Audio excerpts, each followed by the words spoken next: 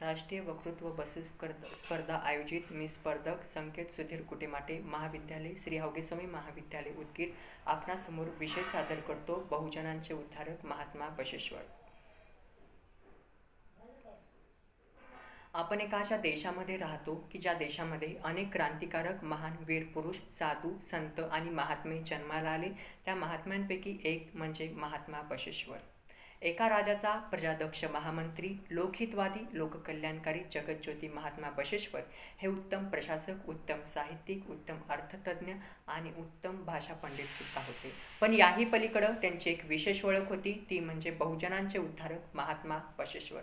तो काळ 12व्या शतकाचा होता, ज्या काळामध्ये व्यक्तीला किंवा बहुजन म्हणून ओळखल्या जाणाऱ्या व्यक्तींना अभिव्यक्ती स्वातंत्र्य तर सोडाच, पण साधं माणूस म्हणून जगण्याचा सुद्धा अधिकार नव्हता। अक्षरशः जनावरापेक्षा हीन वागणूक त्यांच्या वाटेला होती। एवढंच काय तर ते जेव्हा रस्त्यानं चलत जात होते तेव्हा रस्त्यानं चलत जात असताना त्यांच्या पायाचे ठसे हे त्या रस्त्यावरती उमटू नयेत म्हणून त्यांच्या कमरेला कायमच रस्त्यानं चलत जात असताना खराटा बांधलेला असे। बहुजन समाजातील लोकांनी इतरस्त कुठेही थुंकू नये, त्यांची थुंकी पडू नये म्हणून त्यांच्या तोंडात मातीचं मडकंही बांधलेलं असायचं। एवढ्या असहनीय यातना अक्षरशः पोटातून अत्तरे बाहेर पडावेत इतक्या असहनीय यातना त्या बहुजन लोकांच्या वाटेला येत होत्या। आणि अशा काळामध्ये बहुजन समाजासाठी जगज्योती महात्मा बसवेश्वरांनी केलेलं कार्य हे विशेष उल्लेखनीयच म्हणावं लागेल। प्रत्येक व्यक्तींना समान अधिकार समान संधी विचार स्वातंत्र्य हे मिळालंच पाहिजे हे ओळखून महात्मा बसवेश्वरांनी अभिव्यक्ती स्वातंत्र्य उचलून धरलं आणि अनुभव मंडपाची स्थापना केली। अनुभव मंडप म्हणजे त्या आजच्या काळातील संसदच म्हणावी लागेल। त्या काळातील अनुभव मंडप म्हणजे आजच्या काळातील संसद। एकंदरीमध्ये या संसदेमध्ये म्हणजेच अनुभव मंडपामध्ये जवळपास 770 लोकांचा सहभाग होता। या ठिकाणी मला एक बाब विशेष उल्लेखनीय सांगावी वाटते, विशेष उल्लेख करून की या 770 लोकांमध्ये अनेक म्हणण्यापेक्षा बहुसंख्य हे लोक हे बहुजन समाजातील होते। अर्थातच बहुजनांना न्याय मिळाला पाहिजे म्हणून महात्मा बसवेश्वरांनी बहुजनांच्या लोकांसाठी आणि उच्चवर्गीय लोकांसाठी या अनुभव मंडपाची स्थापना केली होती। याच अनुभव मंडपात जवळपास 770 लोकही सहभागी होते। त्याच अनुभव मंडपामध्ये अनेक बहुजन समाजातील चांभार कुंभार लोहार कोष्टी सोनार कोळी माळी त्याचबरोबर भुई असे असंख्य बहुजन समाजातील 18 बलुतेदार लोकांचा सुद्धा त्याच्यामध्ये सहभागी होता। ही लोक संपूर्ण एकत्र जमत या अनुभव मंडपामध्ये आणि वेगवेगळ्या विषयांवरती चर्चा होत असे। त्याच्या संदर्भात वेगवेगळे त्या ठिकाणी कायदे सुद्धा केले जात होते। अनेक वचनं सुद्धा या ठिकाणी लिहिली होती। जवळपास 255 शरण आणि शरणींनी 160 कोटी वचनं लिहिली होती। ही 160 कोटी वचनं त्या काळातील लिंगायत समाजाची वचनं म्हणून प्रसिद्ध आहेत। हा एक लिखित कायदा असायचा, परंतु याचं पालन करणं हे मात्र ऐच्छिक स्वरूपाचं होतं। त्या काळामध्ये 160 कोटीची वचनं लिहिली गेली होती। त्याच्यामध्ये अनेक बहुजन समाजातील लोकांनी सुद्धा वचने लिहिली होती। ज्या बहुजन समाजातील लोकांना एक व्यक्ती म्हणून जगण्याचा अधिकार नव्हता, कुठं पोथी पुराण वाचण्याचाही अधिकार नव्हता, त्या बहुजन समाजातील लोक जर त्यांच्या 12व्या शतकामध्ये कुठं पुराण कानाने ऐकत असतील तर त्यांच्या कानामध्ये अक्षरशः गरम तेल ओतलं जाण्याची शिक्षाही त्यांना दिली जात होती। त्या काळामध्ये याच बहुजन समाजातील अनेक लोकांनी वचनही लिहिली आणि त्याच्यातून अनेक बहुजन समाजातील व्यक्ती उदयाला सुद्धा आले। एकंदरीत महात्मा बसवेश्वरांनी त्यांना हे स्थान प्राप्त करून दिलं। बहुजन समाजातील व्यक्तींना सुद्धा खूप उच्च स्थान महात्मा बसवेश्वरांनी प्राप्त करून दिलं। जगात फ्रेंच राज्यक्रांती झाली। या फ्रेंच राज्यक्रांतीने लोकांना स्वातंत्र्य समता आणि बंधुतेची शिकवण दिली, परंतु याच्याही अगोदर महात्मा बसवेश्वरांनी ही शिकवण आपल्याला दिली होती।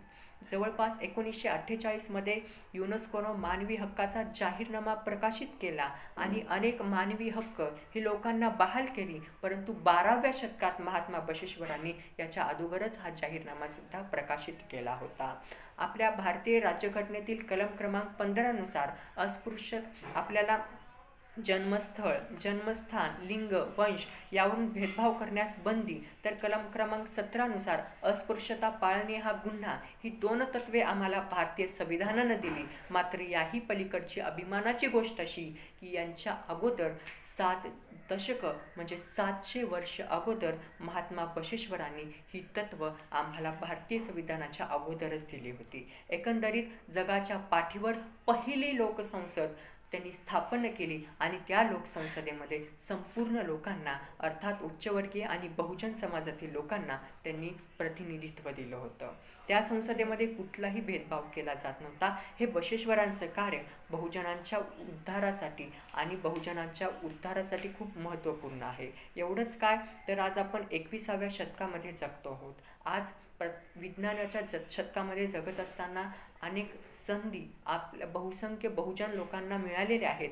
परंतु एक काळ असा होता की बहुजनांना साधं मंदिरामध्ये सुद्धा जाता येत नव्हतं. मात्र आज त्या काळामध्ये महात्मा बसवेश्वरांनी बहुजनांसाठी संपूर्ण मंदिरं सुद्धा खुली केलेली आहेत. इतकी हे बहुजनांचे क्रांतिकारक महात्मा बसवेश्वर बहुजनांचे उद्धारकच आहेत. प्रत्येक व्यक्ती हा समान आहे, त्याच्यामुळे उच्च नीच हा भेदभाव त्यांना मुळीच मान्य नव्हता आणि त्यांनी याच्यासाठी नेहमीच झगडा दिला. आज खरं तर आपण विज्ञानाच्या शतकात जगत असताना आंतरजातीय विवाहसुद्धा केले जातात.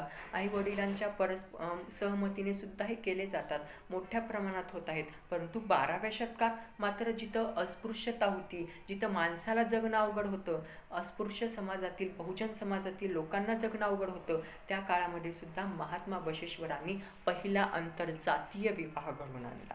हा फक्त साधा विवाह नव्हता, तर उच्चवर्गीय ब्राह्मण समाजातील मुलगी आणि बहुजन समाजातील चांभाराचा मुलगा या दोघांचा आईवडिलांच्या इच्छेने आणि सहमतीने त्यांनी विवाह घडवून आणला.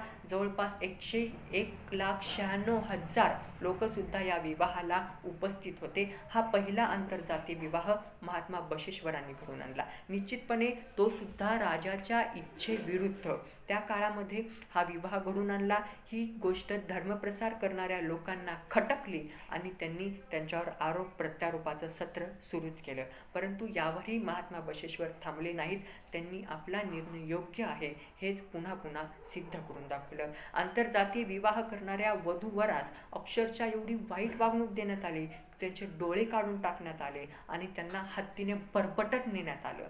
एवढी वाईट त्यांच्याशी वागणूक दिली गेली, तरी सुद्धा महात्मा बसवेश्वरांनी हा विवाह योग्यच आहे हे दाखवून एका प्रकारे बहुजन समाजातील लोकांना न्याय मिळवून दिला. एवढीच नाही तर त्यांच्या काळात त्यांची विचारदृष्टी किती लांब होती, किती उच्च विचार करत होते, किती पुढचा विचार महात्मा बसवेश्वर करत होते हेच आपल्याला त्याच्यातून दिसून येतं. आज खरं तर आम्ही महापुरुषांची जयंती साजरीही करतो, परंतु मला वाटतं महापुरुषांची जयंती साजरी करत असताना फक्त प्रतिमेचं पूजन आणि विचारांचं दहन मात्र आपण कुठेच करू नये. महात्मा बसवेश्वरांनी अंधश्रद्धा, कर्मकांड याला विरोध केला. होम हवन याला सुद्धा त्यांनी विरोध केला.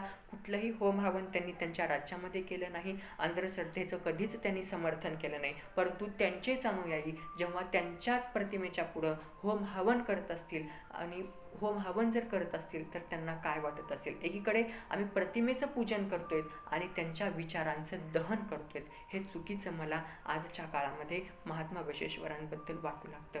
आज खऱ्या अर्थानं आम्ही महापुरुषांची जयंती साजरी करतो, परंतु मला असं वाटतं महापुरुषांची जयंती साजरी करत असताना त्यांचे विचारसुद्धा आपण लक्षात घेणं गरजेचं आहे. महापुरुषांना डोक्यावर घेऊन नाचण्यापेक्षा त्यांचे विचार जर आपण डोक्यात घेऊन वागलो तर खऱ्या अर्थानं ती मोठी महापुरुषांना श्रद्धांजली ठरेल. आणि शेवटी एवढंच म्हणेल की महापुरुषांचे विचार महापुरुषांना डोक्यावर घेऊन नाचण्यापेक्षा त्यांचे विचार जर आम्ही डोक्यात घेतले तर खऱ्या अर्थानं त्यांना मानाचा मुजरा ठरेल. एवढे बोलून मी या ठिकाणी थांबतो. धन्यवाद.